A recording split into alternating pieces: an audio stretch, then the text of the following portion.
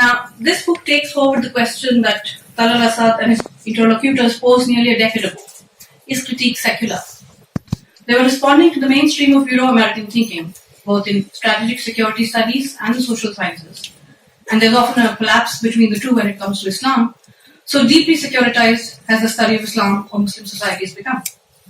Now, this dominant strand of thinking has melded cultural questions of integration of Muslims into Western societies with anxieties about potential security threats, best reflected perhaps in the policy of surveillance, or which is, rather politely called safeguarding little girls who wear hijabs or some form of veil to school from turning to radicalism, as for example in UK and other Western countries, European countries.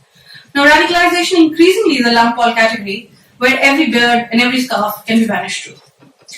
Now, bear in mind that the question is not if religion with a capital R, is irreconcilable with critique, but Islam's special and supposed repulsion towards it. In other words, is Islam incapable of critique? In the minds of the Euro-American purveyors of this idea, Islam is antagonistic to democracy, is inimical to gender rights, or indeed any notion of human rights. And as the Danish cartoon episode and much later the Charlie Hebdo killing showed, not even a modicum of critical thinking was thought to be present in Islamic tradition. That the Islamic tradition was ossified, stagnant, humorless, and dour has only crystallized since then. However, the limits of secular critique stare us in the face every day. And in fact, over the last couple of months in France, there's been a controversy where a French Algerian singer called Medina, whose very popular song Don't Like is a play on the French word for secularism, and the lyrics of which go, we'll crucify the secularists at Calvary where Jesus was crucified. And he's supposed to play in the Bataclan concert hall, and that is the site of the 2015 massacre. So there's a great deal of outrage in the French press and the public sphere about how he can be allowed to perform there. It is an insult. It's an insult to the dead, but the refrain is that it's a sacrilege. And I find it interesting that the constant use of the term sacrilege is interesting, but somehow blasphemy and attack on free speech is the preserve of Islam. Now, while interrogating the putatively secular foundations and premises of critique, the main burden of the book, I think, is illumining the traditions within Islam, and in particular, a strain of Islamism deriving from Maulana Maududi, which has been viewed with a great deal of suspicion. I should clarify also that tradition is to be understood as a kind of intellectual genealogy, and not simply as a point in the stage theory of development, where tradition can be counterposed to modernity, the former of inferior value than the latter. Understood in this way, Ahmed posits Islam as a critique, drawing upon its own structure, syntax, and reference, a critique which is immanent but never absent. Now, let me focus on two ideas to which this immanent critique has been applied. And I speak here as a student of religion rather than pretend to have any knowledge of Islamic traditions at all. Now, the first is the idea of the state, or to speak more expansively, politics. Maududi, as Ahmed has shown in this book as well as in the previous work on Jamaat-e-Islami, was the preeminent thinker of political Islam, and part of the book's objective is to rescue him from the disparaging label of fundamentalist and to rehabilitate him as a political thinker. Now, two things are happening here. Firstly, Ahmed shows that Maududi's framework was Islam and would not have been otherwise because he was speaking from within the tradition.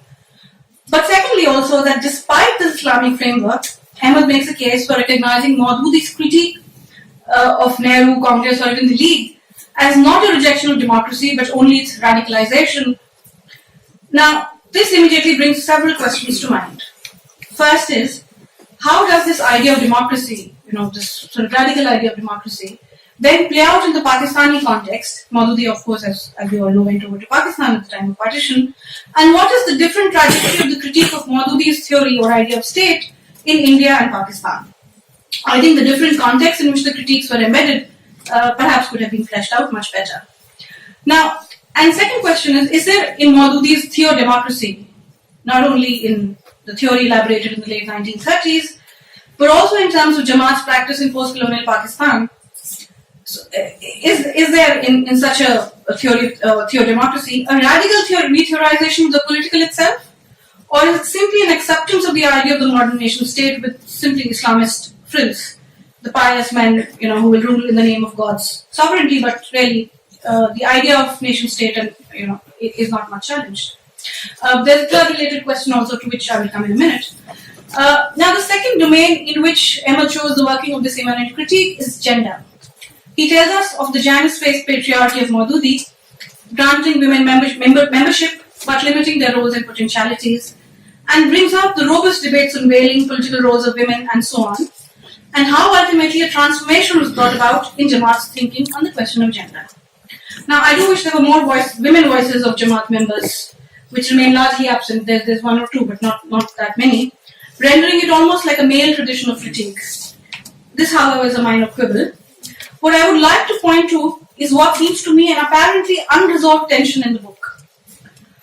So, you have the idea that Maududi was not against democracy per se, but only offered us a different version of it.